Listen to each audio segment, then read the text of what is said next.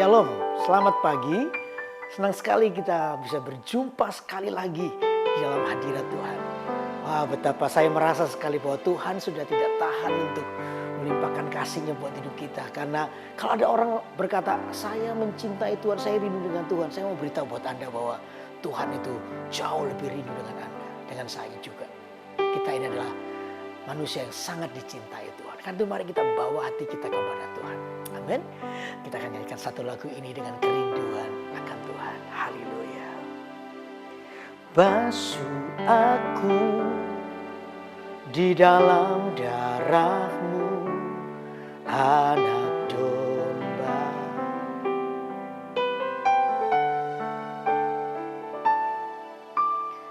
Jamah bibir, luruskan hatiku dengan Roh-Mu.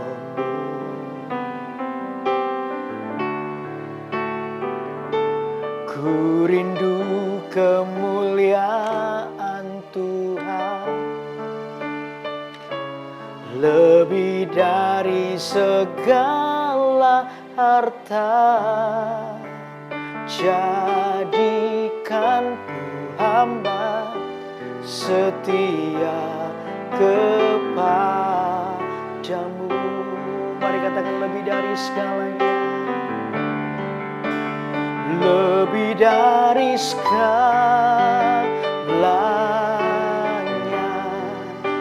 ku ingin Kau Tuhan.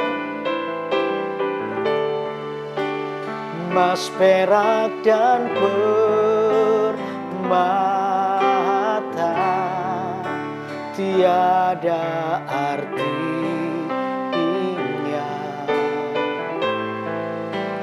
Ku ingin lebih dekat, bersekutu denganmu.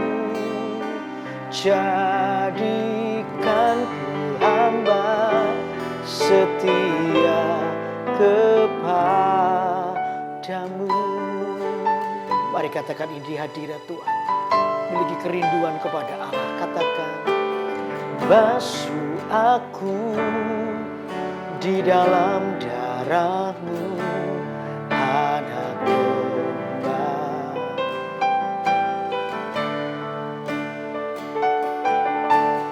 Jamah bibir, luruskan hatiku dengan Roh-Mu.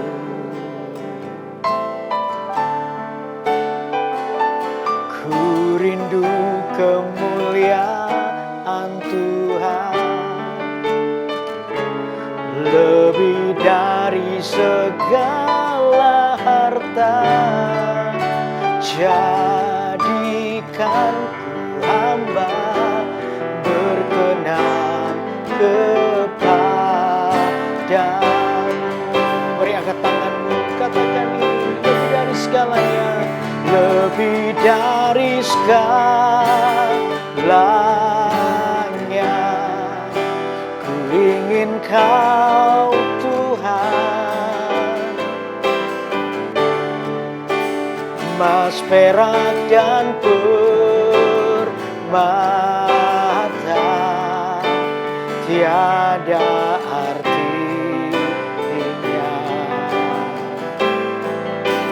Ku ingin lebih dekat, bersekutu denganmu. Jadikan ku hamba setia kepadamu. Lebih dari segalanya, lebih dari segalanya, ku ingin Kau Tuhan. Emas, perak, dan permata tiada artinya. Ku ingin lebih dekat, bersekutu denganmu. Jadikan hamba setia kepadamu. Sekali lagi mari katakan dengan hati, oh lebih dari segalanya, lebih dari segalanya, ku ingin Kau Tuhan. Emas, perak, dan permata tiada artinya. Ku ingin lebih dekat, bersekutu denganmu. Jadikan hamba setia kepadamu. Jadikan ku hamba yang setia.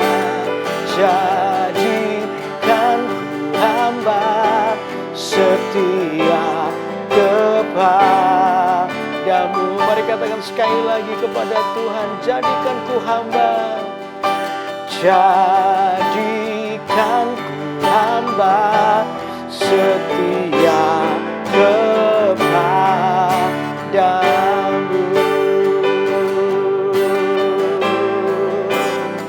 Mari kita sembah Dia, naikkan kerinduan dan kasih-Mu kepadanya. Bukankah Dia Allah yang layak untuk disembah? Yesus layak diagungkan lebih dari segalanya. Kami datang padamu, bawa hati kami yang haus dan lapar kepadamu Tuhan. Kaulah yang layak diagungkan, layak disembah.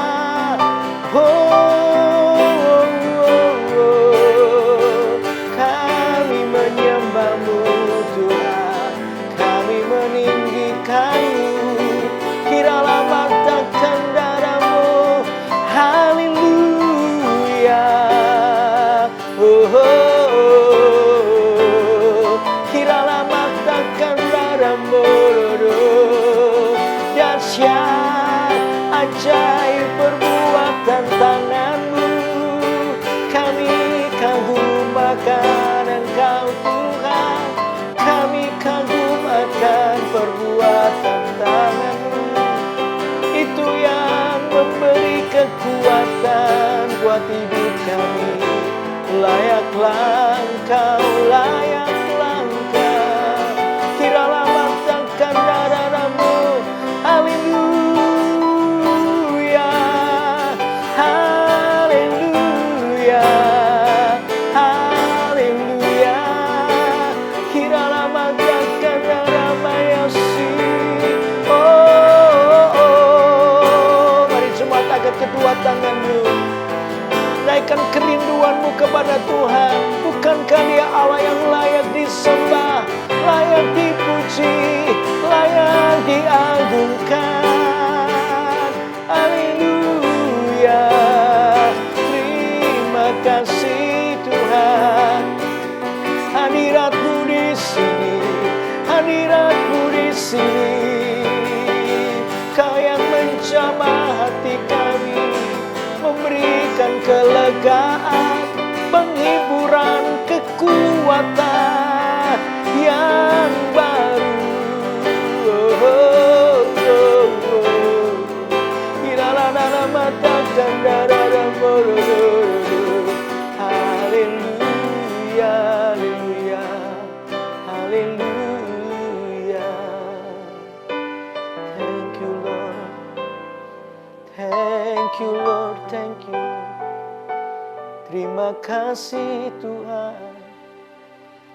Tiap kali kami boleh melihat kesetiaan-Mu dalam hidup kami, itu yang menghibur, memberi kekuatan yang baru bagi kami. Tiap kali kami boleh melihat hidup kami dalam genggaman-Mu, rasa khawatir dan takut pasti pergi, diganti dengan damai sejahtera melimpah atas kami. Oh, terima kasih Tuhan. Oh, kami tidak mau berpisah lagi dengan-Mu ya Tuhan. Terima kasih Tuhan. Mari jemaat angkat kedua tangan. Pandang Tuhan dalam hidupmu.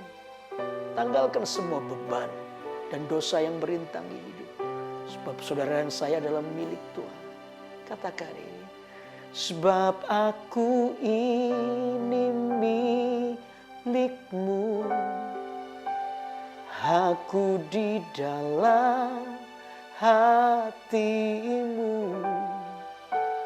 Kasih setia-Mu yang menghidupkan aku. Mari katakan di hadapan Tuhan. Haleluya. Sebab aku ini milik-Mu, tak ku pertahankan hidupku, biar kehendak-Mu kerjakanlah dalamku. Haleluya, katakan ini. Sebab aku ini milik-Mu, aku di dalam hati-Mu. Kasih setia-Mu yang menghidupkan aku. Mari katakan bersama-sama. Sebab aku ini milik-Mu, tak ku pertahankan hidupku, biar kehendak-Mu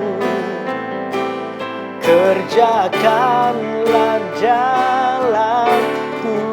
Sekali lagi. Sebab aku ini milik-Mu, sebab aku ini milik-Mu, aku di dalam hati-Mu.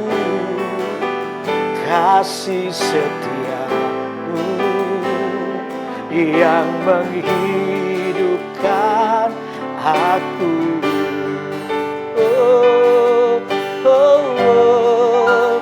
Sebab aku ini milik-Mu, aku di dalam hati-Mu, biar kehendak-Mu kerjakanlah dalamku.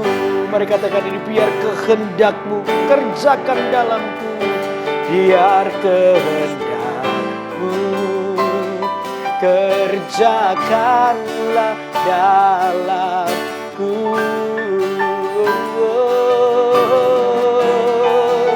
Biar kehendak-Mu kerjakanlah dalamku.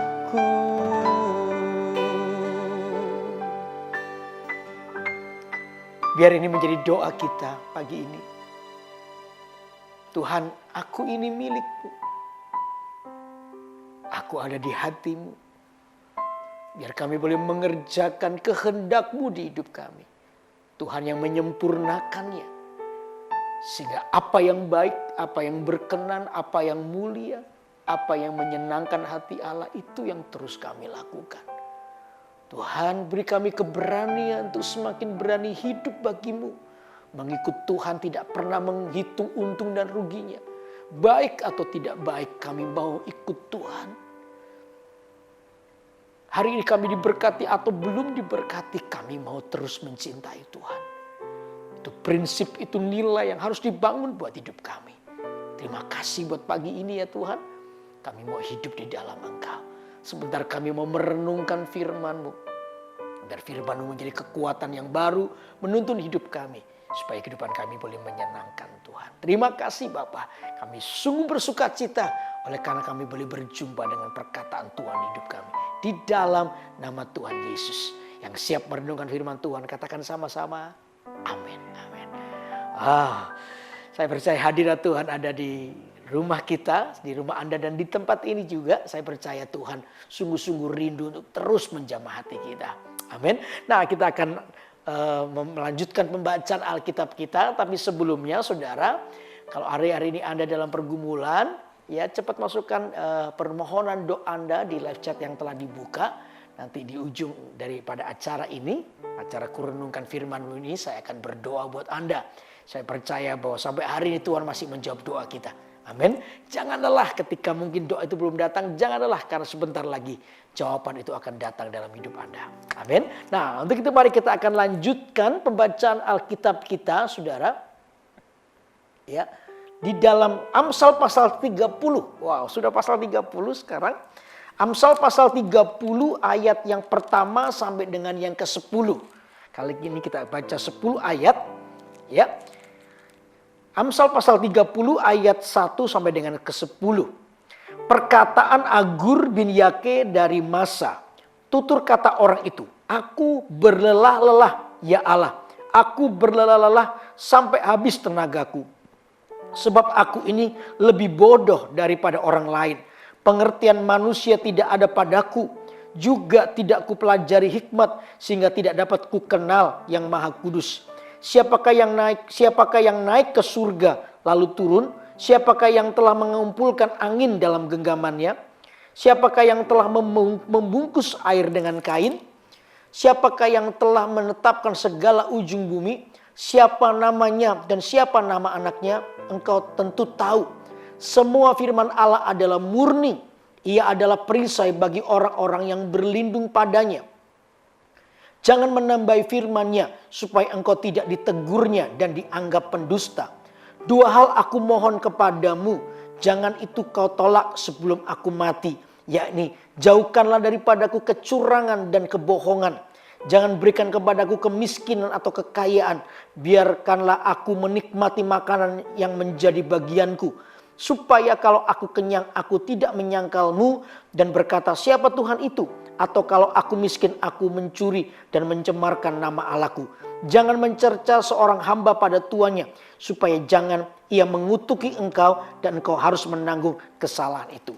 Nah saudara, dari ayat-ayat yang kita baca ini sungguh menarik ya. Dikatakan ada seorang yang bernama dikatakan Agur bin Yake ya, dari Masa. Seorang yang menulis kitab Amsal ini berkata bahwa aku ini berlelah-lelah ya. Aku ini sangat lelah. Karena apa? Tinggal dalam kebodohannya. Karena orang ini adalah orang yang tidak mau dikatakan juga tidak kupelajari hikmat katanya. Orang ini adalah orang yang menolak hikmat. Saya bisa berjumpa atau bertemu dengan orang yang mengalami kelelahan karena satu ini. Orang ini tidak mau belajar pada hikmat Tuhan. Padahal hikmat Tuhan itu telah berseru-seru. Kapan berseru-seru? Pada waktu kita seperti hari ini kita merenungkan firman Tuhan. Ini perkataan hikmat sedang berseru-seru kepada Anda. Bagaimana setiap orang harus menangkap isi hati Tuhan. Lalu belajar tentang hikmat Tuhan. Itu yang membuat dia tidak mengalami kelelahan. Yang dimaksud kelelahan di sini bukan lelah secara fisik. Tetapi lelah secara mental. Secara rohani. Ada banyak orang yang mengalami patah semangatnya. Ada banyak orang yang sudah tidak berpengharapan. Apalagi situasi pandemi yang seperti ini. Sangat mudah bagi kita untuk kecewa dengan Tuhan. Sangat mudah bagi kita untuk patah semangat kita. Karena itu biar kita hari ini menjadi orang yang dengan sengaja mendekatkan diri kita kepada firman Allah. Supaya firman Allah ini menjadi pelindung buat hidup kita. Tiap kali kita mengalami kelemahan, firman Allah itu berbicara. Ya, firman Allah itu terdiri dari dua. Yang pertama disebut logos. Logos itu tulisan biasa ini. Yang tulisan biasa yang kita baca seperti, tapi ada satu selain logos. Kata-kata firman Allah, tulisan ini bisa bersifat menjadi rema dalam hidup kita. Apa sih artinya rema? Rema itu di mana firman Allah yang kita baca, tulisan logos biasa ini tiba-tiba hidup di dalam hidup kita. Tiba-tiba tulisan mati ini menjadi hidup buat hidup kita. Lalu kata firman Allah, firman itu membangkitkan iman kita. Membangkitkan semangat. Jadi saya percaya kalau ada orang yang berlindung kepada firman Tuhan, orang ini tidak akan pernah merasa lelah hidupnya. Sekalipun persoalan banyak belum selesai, tapi semangat hidupnya tidak pernah pudar. Nah, untuk itu pagi hari ini kita akan belajar ya tentang satu topik ya di ayat yang kelima. Yuk kita baca ayat yang kelima, dikatakan begini. Semua firman Allah adalah murni. Ia adalah perisai bagi orang-orang yang berlindung padanya. Jadi saya beri judul firman Allah perenungan pagi ini adalah firman Allah menjadi pelindung di masa kesukaran. Saudara dan saya adalah orang-orang yang membutuhkan firman Tuhan. Kata saya bilang firman Allah itu ada yang bersifat rema, membangkitkan iman kita. Di tengah-tengah kita mungkin nggak punya harapan lagi, kita menemukan jalan buntu. Tiba-tiba saya nggak tahu gimana firman Allah ini berkuasa membangkitkan iman kita. Sehingga mungkin kita ini belum menemukan atau belum melihat secara kasat mata, tapi hati kita itu begitu yakin gitu. Nah, firman Allah itu bekerja di area itu. Di satu tempat yang mungkin kita tidak pernah tahu, tiba-tiba hati kita yakin aja. Disitulah artinya iman kita bangkit. Kita melihat pengharapan yang baru di dalam Tuhan. Amin. Jadi firman Allah itu menjadi pelindung di masa kesukaran. Nah, apa yang harus kita lakukan? Ada 3 hal. Ya, selalu 3 hal. Ya, 3 hal. Yang pertama adalah ayat yang ke-6. Coba lihat. Ayat yang ke-6. Dikatakan begini. Jangan menambahi firman-Nya. Supaya engkau tidak ditegurnya dan dianggap pendusta. Dikatakan begini. Jangan menambahi firman Allah. Apa sih artinya? Ya. Artinya adalah ini. Mengubah firman Allah untuk membenarkan tindakan kita yang salah. Itu artinya gitu. Jadi dikatakan jangan kita ini ya firman Allah itu jangan ditambahi. Jadi poin 1 saya tadi lupa menyebutnya. Firman Allah yang murni dan sejati yang kita hidupi. Itu yang pertama, poin 1. Jadi supaya Anda menjadi orang yang meletakkan firman Allah menjadi pelindung di masa kesukaran, maka firman Allah harus menjadi firman Allah yang murni dan sejati yang harus kita hidupi. Karena itu dikatakan tadi jangan menambahi. Jangan mengubah firman Allah. Mengubah demi menghalalkan segala tindakan kita.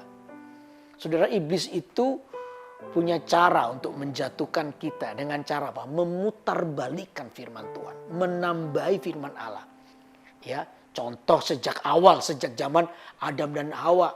Ya, padahal firman Tuhan itu sudah jelas berkata bahwa tidak boleh makan. Boleh makan semua kecuali pohon di tengah-tengah pengetahuan jahat dan buruk dan jahat, baik dan jahat. Pengetahuan baik dan jahat, saya belibet saya ngomongnya. Ya, jelas firman Allah itu kamu semua buah ini boleh kamu makan, tapi salah satu ini yang jangan kamu makan, itu buah pengetahuan baik dan jahat. Tetapi iblisnya memutarbalik, dikatakan kamu tidak boleh makan. Nah, iblis itu suka begitu. Kadang-kadang kita ini demi kompromi dengan dosa, mudah bagi kita untuk mulai meninggalkan firman Allah yang sejati, mengkompromikannya demi keuntungan diri kita sendiri. Masih ingat satu peristiwa ketika Menara Babel didirikan? Masih ingat ya?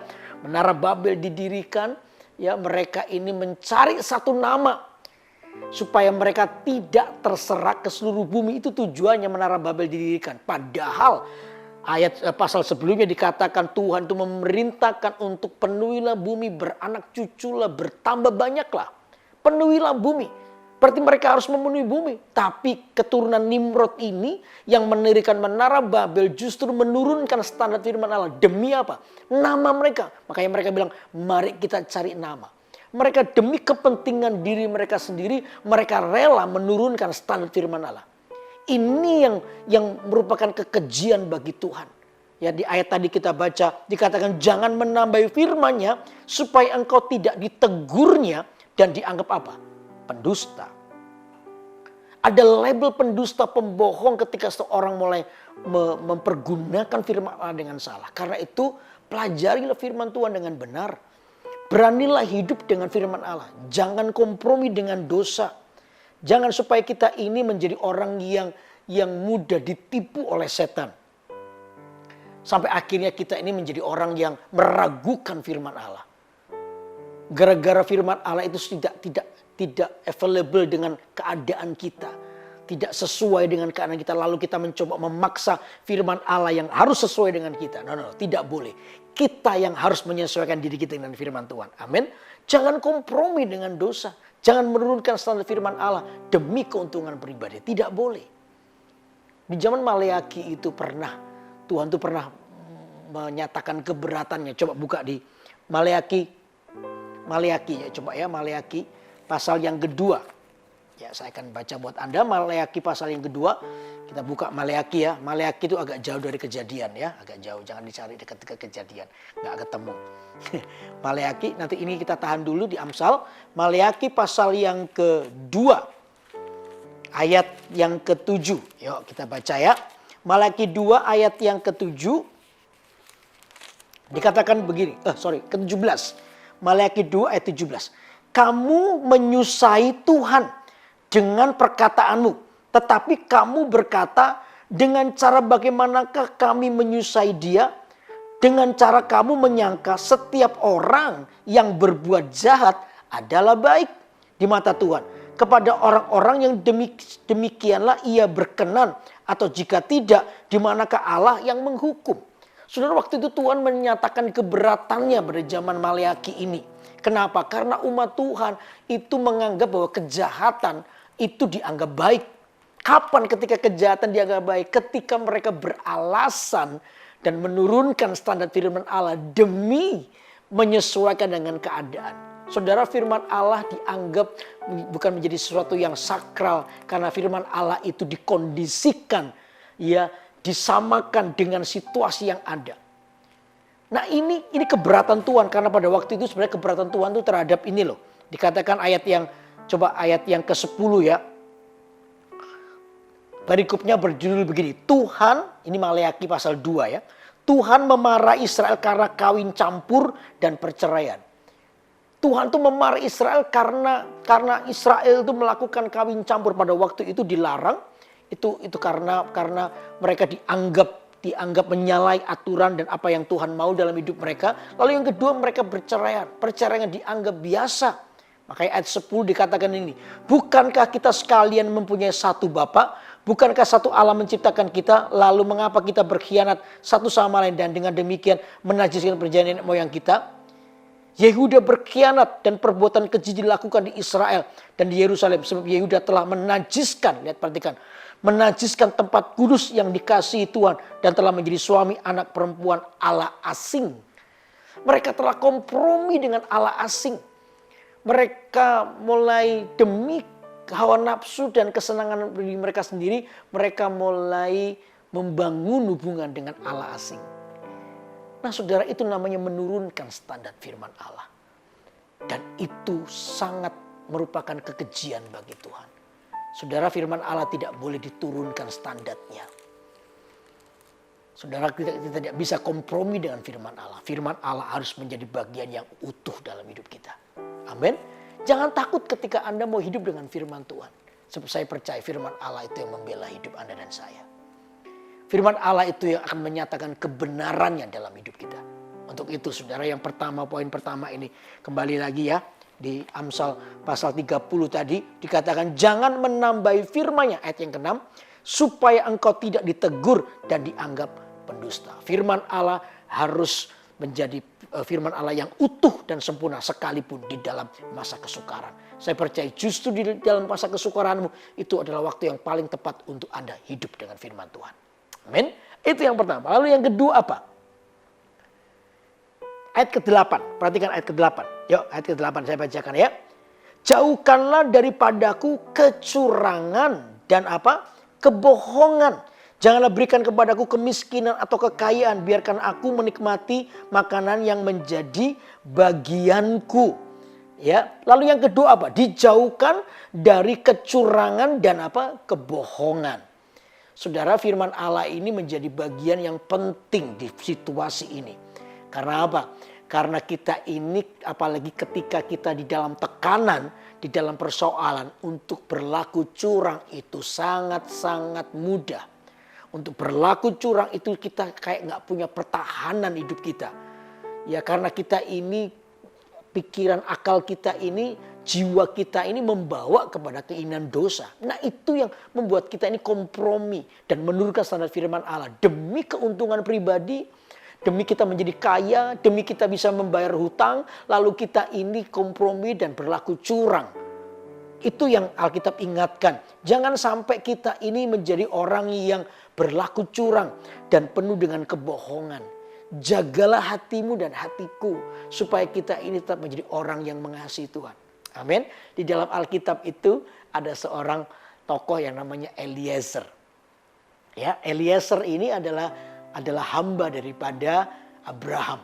Pada waktu itu Abraham sudah tua umurnya, ya, dia belum punya anak. Abraham ini kaya raya sekali. Dia punya anak. Enggak punya anak, maaf.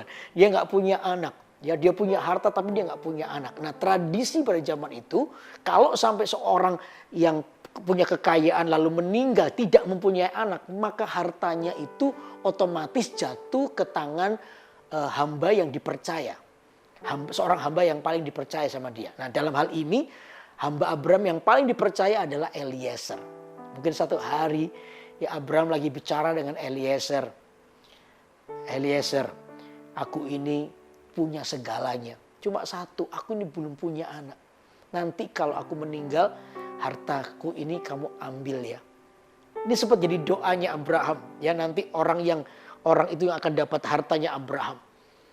Nah saudara, tentunya seorang yang mendapat janji, dapat berkat, ya harta banyak pasti senang, betul nggak? Kalau Anda tiba-tiba ada orang datang, nanti ini hartaku buat kamu. Anda kira-kira senang atau mau bunuh diri? Pasti senang. Anda pasti senang, betul nggak? Wah senang ini, waduh dapat rezeki nomplok, tiba-tiba dapat berkat, tiba-tiba dapat harta warisan orang. Wah senang. Demikian juga Eliezer. Dan Abraham dikatakan sangat kaya raya. Hartanya banyak. Wih, Eliezer ini bisa berpikir, wah setelah ini aku akan jadi orang kaya nih. Waduh luar biasa ini. Diam-diam dari desa misalnya. Ya dari desa kerja ke kota ketemu sama anak tuannya namanya Pak Abraham. Ya sudah tua gak punya anak. Kalau meninggal hartanya akan jatuh ke saya. Wah Eliezer ini mikir, wah kapan ya ini orang tua meninggal. Mungkin begitu. Cepat meninggal supaya hartanya cepat jatuh ke saya. Nah di tengah-tengah dia menanti harta itu jatuh ke tangannya. Tiba-tiba, saudara, Alkitab berkata bahwa Sarah, istri daripada Abraham yang usianya waktu itu 90 tahun, tiba-tiba hamil. Bukan hanya hamil saja, tapi melahirkan anak. Waduh, saudara tahu begitu Abraham punya anak, maka secara otomatis janji harta yang harusnya jatuh ke tangan Eliezer tiba-tiba harus batal. Kenapa? Harta itu akan jatuh ke tangan anaknya. Tentunya ke tangan Ishak. Wah ini membuat hati, mungkin kalau kita nggak jaga hati, kalau kita jadi Eliezer, mungkin Anda menjadi orang yang sangat kecewa. Betul nggak? Itu namanya di PHP saja. Aduh nggak jadi dapat harta. Nggak dapat warisan nih, padahal ini hartanya begitu banyak. Tapi gara-gara lahir anak untuk Abraham maka nggak jadi. Waduh, sudah disitulah Eliezer mulai teruji hatinya. Apakah dia tetap menjadi seorang yang hidup dalam kebenaran, dalam ketulusan hati, mengabdi kepada Abraham dengan ketulusan hati, atau menjadi seorang yang penuh dengan tipu muslihat, ya penuh dengan trik-trik tertentu untuk mendapatkan harta lagi dengan cara mungkin yang aneh-aneh. Ya mungkin ya saya percaya Eliezer itu kan bujang atau hamba kepercayaannya Abraham untuk jaga Ishak pasti juga diserahkan ke Eliezer. Ya mungkin Eliezer lihat anak ini, gara-gara kamu nih aku nggak jadi dapat harta. Mungkin waktu mandi dijatuhin atau gimana supaya cepat mati dan lain sebagainya. Waktu jalan belajar jalan diajak ke bukit lalu didorong masuk ke jurang.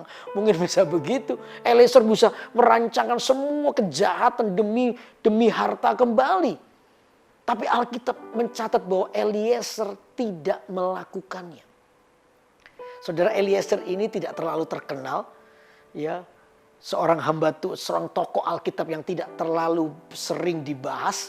Tapi waktu saya mempelajari hidupnya, saya ini belajar banyak, saya terjamah oleh kehidupan Eliezer. Seorang yang bisa menjaga hatinya, seorang yang tidak kecewa ketika janji itu tidak datang. Seorang yang tidak terlalu panik ketika janji itu nggak tertepati dalam hidupnya. Orang ini adalah orang yang tetap menjaga hatinya. Dia tidak menurunkan standar firman Allah demi harta lagi. No, dia nggak lakukan itu. Dia tetap menjadi orang yang baik. Buktinya apa? Buktinya ini loh. Ketika Ishak itu di dalam perawatannya, si Ishak ini sehat, bertumbuh. Sampai ketika Ishak dewasa dan waktunya menikah, Abraham itu mencari jodoh buat Ishak itu dipercayakan kepada Eliezer. Padahal saudara, jodoh untuk Ishak itu hal yang penting buat Abraham. Kenapa? Karena hubungannya dengan janji Tuhan. Tuhan pernah berjanji kepada Abraham, keturunanmu seperti bintang di langit dan pasir di laut. Tuhan pernah berjanji, jadi hubungannya dengan itu. Makanya ini adalah proyek besar bagi Abraham. Tapi Abraham sudah tua. Abraham tidak kuat untuk mencarikan jodoh buat Ishak. Karena itu dia percayakan pencarian jodoh proyek terbesar ini kepada orang yang dapat dia percaya. Siapa itu? Eliezer. Jadi sejak Ishak lahir sampai Ishak menjadi dewasa sampai mau menikah, Eliezer membuktikan bahwa dia adalah seorang hamba yang tetap dapat dipercaya. Orang ini adalah orang yang baik. Halo, amin. Orang yang tidak menurunkan standar firman Allah karena sebuah kekecewaan. No. Orang ini adalah orang yang menjaga hatinya. Dan saya percaya Tuhan mengingat hidupnya. Pasti Tuhan mengingat hidupnya. Nah, di tengah-tengah dia disuruh cari itu. Kalau hatinya jahat tuh ya. Kalau hatinya jahat ya cari jodoh. Dia bisa cari sembarangan aja. Wanita gak karuan. Ya, kamu nganggur ya sudah menikah sama. Dia bisa begitu. Tapi Eliezer tidak lakukan itu. Apa yang dilakukan kalau Anda baca di Alkitab di Kejadian pasal 24 itu. Eliezer itu membawa perkaranya kepada Tuhan. Saudara, kalau ada orang membawa perkaranya kepada Tuhan, itu berarti orang ini ingin memberi yang terbaik, betul? Karena keberhasilan, dia tahu keberhasilan dan datangnya dari Tuhan itu sempurna. Kalau Anda misalnya mau buka sebuah usaha atau apa, kalau Anda ingin usahamu itu dapat yang terbaik dan sebagainya, Anda pasti ingin usahamu itu didoakan, betul? Bahwa usahamu itu dibawa kepada Tuhan dan didoakan supaya diberkati Tuhan. Nah, orang ini pasti rindu kasih yang terbaik. Buktinya apa? Dia libatkan Tuhan di dalamnya. Nah, Eliezer juga begitu. Dia nggak mau sembarangan di tengah-tengah janji yang dibatalkan. Di tengah-tengah dia nggak jadi dapat harta banyak. Orang ini masih menjaga hatinya. Ya, dia mencarikan jodoh lalu di waktu sementara dia mencari jodoh, dia datang kepada Tuhan. Dia bawa perkaranya kepada Tuhan untuk ketemu dengan jodohnya Ishak. Tetap yang terbaik sekalipun dia nggak dapat apa-apa. Dan Tuhan tuntun hidupnya. Tuhan tuntun hidupnya. Dia ketemu dengan Ribka. Seorang wanita yang dipilih oleh Tuhan menjadi istri daripada Ishak. Nah, ini luar biasa, saudara. Lalu yang ketiga yang saya pelajari. Jadi pertama tadi Eliezer menjaga hatinya. Yang kedua, Eliezer tetap memberi yang terbaik di tengah-tengah janji yang batal. Yang ketiga, saudara, ini memang tidak ditulis di Alkitab. Tapi ini bagi saya ini sebuah perenungan. Setelah Kejadian pasal 24, nama Eliezer itu tidak lagi disebut. Saya mencoba untuk mencari nama Eliezer banyak, tapi Eliezer yang ini karena Israel itu kan namanya banyak kembar-kembar begitu. Nama Eliezer yang disuruh oleh Abraham cari jodoh buat Ishak itu tidak ditulis lagi. Saya waktu cari itu nggak ada nama, hilang gitu aja. Nggak dikenal. Bahkan kalau saya khotbah tentang Eliezer, Anda pun beberapa orang nggak kenal siapa Eliezer. Tidak begitu dikenal. Tapi orang ini, perbuatannya begitu luar biasa. Gara-gara orang ini memberi yang terbaik. Saudara, dari Ishak itu ketemu dengan Ribka, lalu lahirlah anak-anaknya, sampai ke Israel, sampai ke Tuhan Yesus, sampai ke kita. Jadi Eliezer itu punya jasa sebenarnya. Karena dia adalah orang yang menjaga hatinya sehingga lahirlah kita sampai hari ini. Keturunan daripada Abraham. Eliezer itu tidak disebut lagi. Bahkan tidak ditulis lagi, dilupakan begitu saja. Waktu saya mulai merenungkan, saya menangis di hadapan Tuhan. Saya bilang, Tuhan, saya belajar dari kehidupan orang ini. Ya, bahwa waktu kita melayani, memberi yang terbaik, kemuliaannya itu bukan untuk dirinya sendiri. Tapi kemuliaan untuk nama Tuhan. Amin. Dia berikan untuk Tuhan. Orang ini gak dikenal, gak apa-apa. Yang penting satu nama Tuhan ditinggikan. Saya percaya waktu Anda hidup dengan firman Allah, nggak perlu orang Anda perlihatkan dengan orang lain. Waktu Anda hidup jujur di hadapan Tuhan, mungkin ada banyak orang nggak tahu. Tapi Tuhan tahu hidupmu. Justru itu adalah sebuah nilai yang Tuhan akan berikan kepada Anda. Kita ini seperti sapu. Pastor Philip seringkali menasihatkan kepada kita semua. Kita ini seperti sapu. Ya, kita itu berguna kalau dipakai oleh Tuhan. Kita ini kayak mengalami kasih karunia Tuhan. Kita ini bisa dipakai oleh Tuhan. Kita ini berguna ketika kita dipakai. Kalau enggak ya kita ini seperti biasa aja. Sapu itu berguna ketika dia dipakai. Kalau tidak ya dia ditaruh di tempat yang kurang terhormat. Betul enggak? Ada sapu di atas ranjang Anda? Enggak mungkin. Ya sapu di atas tempat tidur Anda enggak mungkin. Sapu itu paling letaknya di halaman depan atau di halaman belakang. Ya, dia enggak jadi apa-apa. Jadi hiasan rumah pun juga tidak terlalu bagus. Betul nggak? Dan juga ketika sapu itu dipakai di rumah Anda bersih. Begitu rumah Anda bersih. Ya ada tamu datang ke rumah Anda yang dipuji bukan sapunya. Nggak ada orang datang ke rumah saya. Misal rumah saya bersih, rapi begitu. Ya datang ke rumah saya. Wih hebat ya sapumu. Sapumu bisa. Nggak ada sapu nggak dipuji. Yang dipuji adalah mungkin istri saya yang membersihkan rumah yang rapi dan lain sebagainya. Tuannya yang dipuji bukan sapunya. Dari prinsip ini saya tahu bahwa apa yang kita lakukan, biar nama Tuhan yang ditinggikan. Nah disinilah hidup dengan firman Allah. Kita tidak akan hidup di dalam namanya kesombongan, kecongkaan. Karena kesombongan, kecongkaan itu adalah orang yang berdiri di ujung dan sebentar lagi akan jatuh di dalam dosanya. Karena itu prinsip firman Allah ini mengajar supaya hati kita ini bersih. Amin. Jangan menurunkan standar firman Tuhan. Izinkan firman Allah terus membersihkan hati kita. Sehingga kita kedapatan cemerlang di hadapan Tuhan. Amin. Amin. Jadi yang kedua adalah dijauhkan dari kecurangan dan kebohongan. Oke. Lalu yang ketiga apa? Yang ketiga. Kita masih baca di ayat yang ke-8. Ayat 8 ini, ayat 8 dan 9 ini luar biasa. Ya, ayat 8 dan 9. Coba lihat. Jauhkanlah daripadaku kecurangan dan kebohongan. Jangan berikan kepadaku kemiskinan dan atau kekayaan. Biarkanlah aku menikmati makanan yang menjadi bagianku. Ini penting. Dikatakan begini, biarkanlah aku menikmati makanan yang menjadi apa? Bagianku. Yang poin yang ketiga adalah waktu kita ini meletakkan firman Allah sebagai pelindung di dalam masa kesukaran kita adalah ini. Kita diberi kesanggupan menikmati bagian kita. Apa yang dimaksud dengan bagian kita? Saudara, menikmati bagian kita itu artinya begini. Setiap saudara dan saya, Tuhan itu telah tetapkan berkat buat hidup kita. Saya sering kali bilang yang lalu, tidak perlu iri dengan berkat orang lain. Kenapa? Tiap orang itu mengandung berkat, bagian yang telah ditentukan Tuhan bagimu dan bagiku. Saya nggak perlu iri dengan, ini di depan saya ini banyak teman-teman tim yang mengatur IG Live ini, ya ada beberapa orang. Saya nggak perlu dengan berkat iri atau tidak perlu iri dengan berkat mereka. Ya kalau mereka diberkati mobil satu-satu, saya diberkati helm gitu, ya saya nggak perlu iri dengan mereka. Ya kalau saya justru tidak iri dengan mereka, maka saya akan mungkin setelah ini diberi pabrik helm, pabriknya malahan. Betul nggak?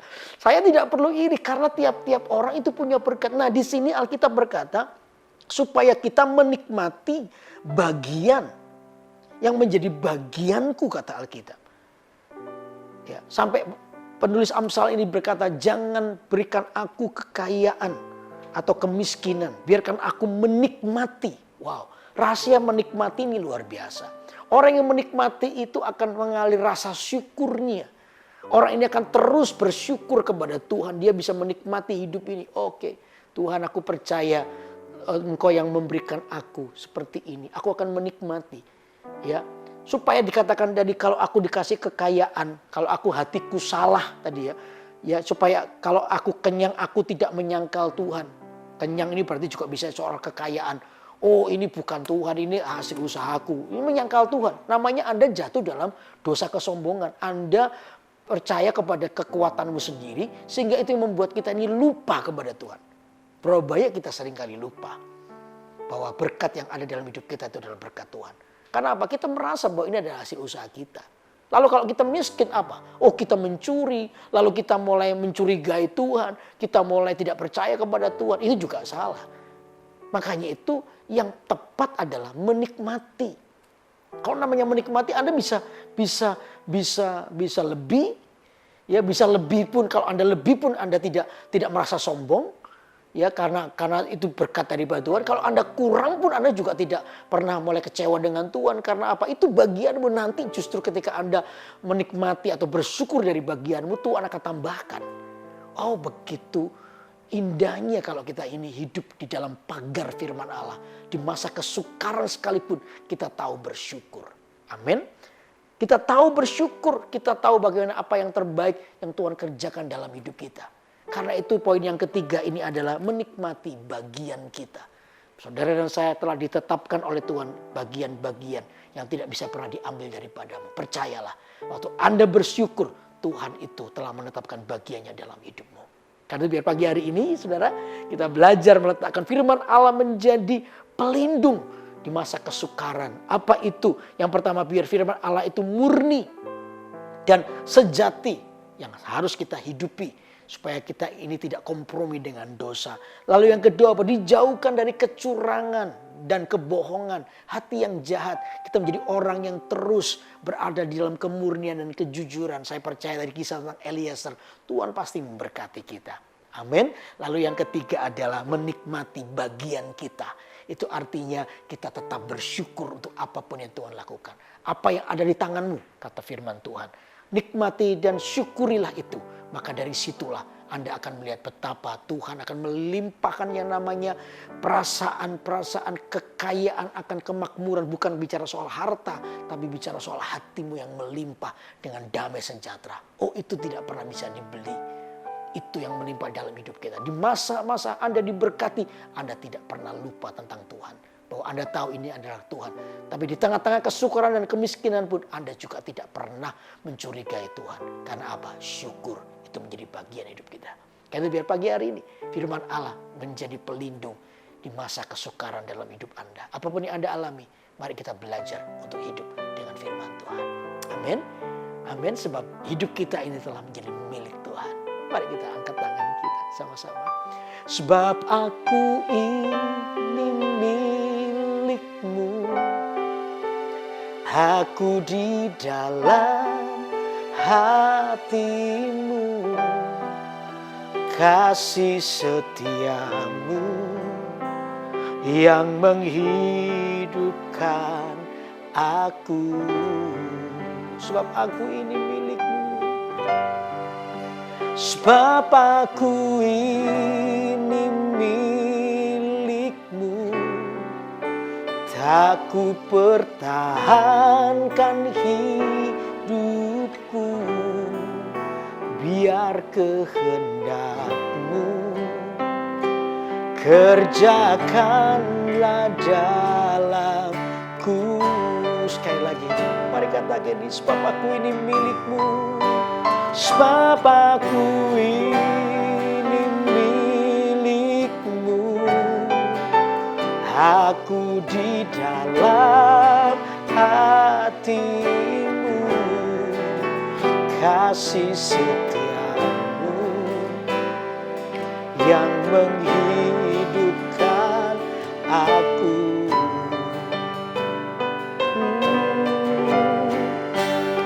Bapakku ini milikmu, tak ku pertahankan hidupku.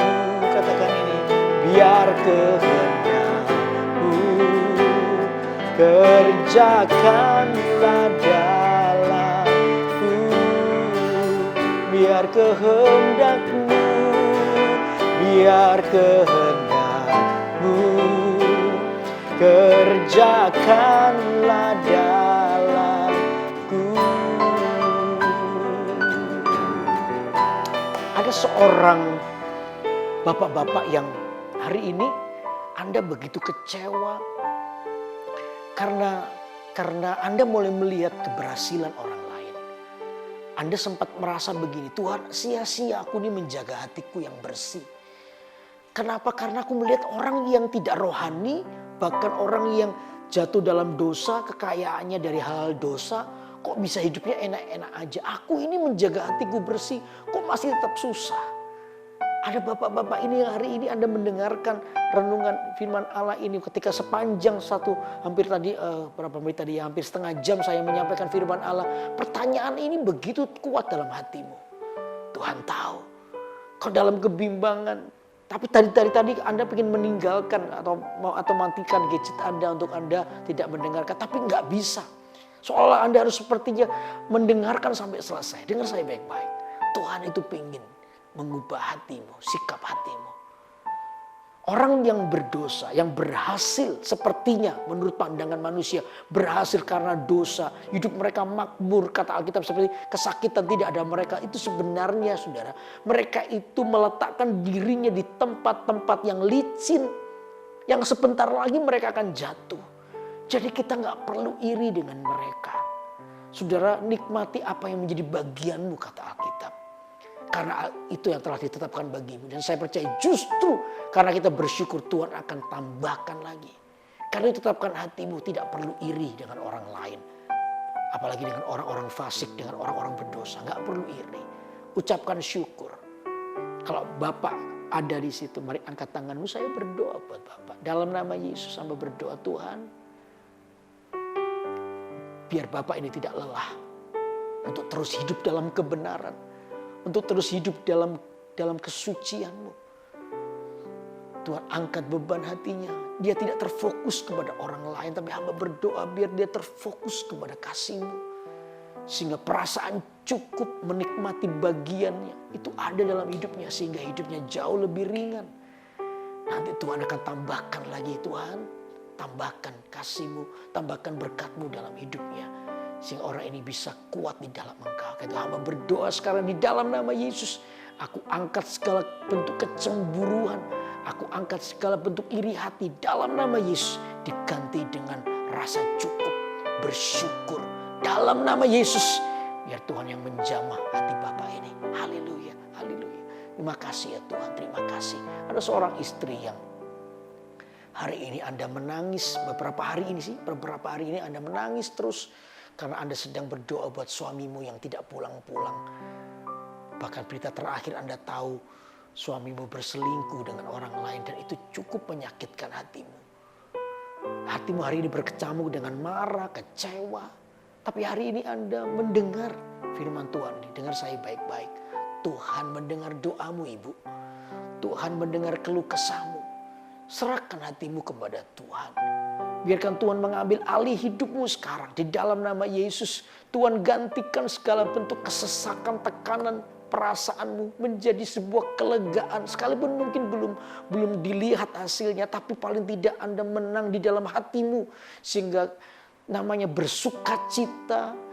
Tetap memuji Tuhan itu ada padamu. Anda diberi kemampuan untuk hidup di dalam kemenangan di dalam hatimu bersama dengan Tuhan. Karena hatimu baik. Sekarang terima damai sejahtera. Di dalam nama Yesus terima damai sejahtera ini mengalir. Dalam nama Yesus, dalam nama Yesus.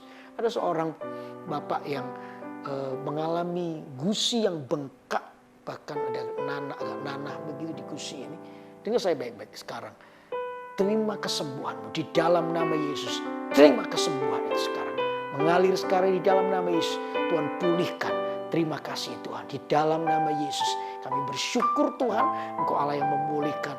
Beberapa orang yang mengalami pergumulan Tuhan jamah di dalam pekerjaan rumah tangga. Tuhan jamah di dalam nama Tuhan Yesus. Haleluya, haleluya. Mari semua angkat tangan. Katakan ini. Sebab aku ini milik-Mu. Aku di dalam hati-Mu. Kasih setia-Mu yang menghidupkan aku. Haleluya. Sebab aku ini milik-Mu. Tak ku pertahankan, tak ku pertahankan hidupku. Biar kehendak-Mu kerjakanlah dalamku. Mari semua angkat tangannya. Terimalah berkat daripada Tuhan menyertai kehidupanmu sepanjang hari ini penuh dengan semangat sukacita. Oleh karena Tuhan yang menyertaimu adalah setia. Terima berkat Tuhan di dalam nama Tuhan Yesus. Haleluya. Amin.